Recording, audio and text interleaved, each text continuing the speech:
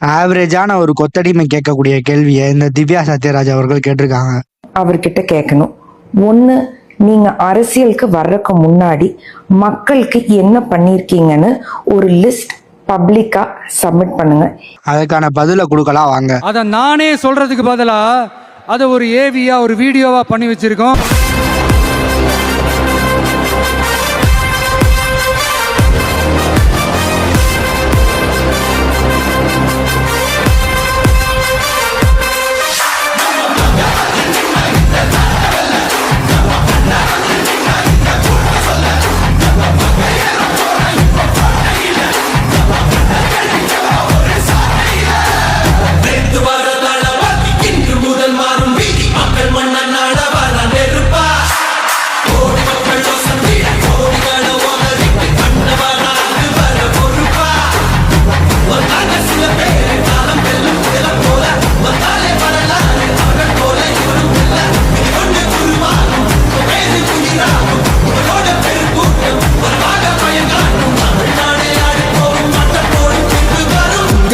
உங்க விஜய் உயிர் என்ன வரனா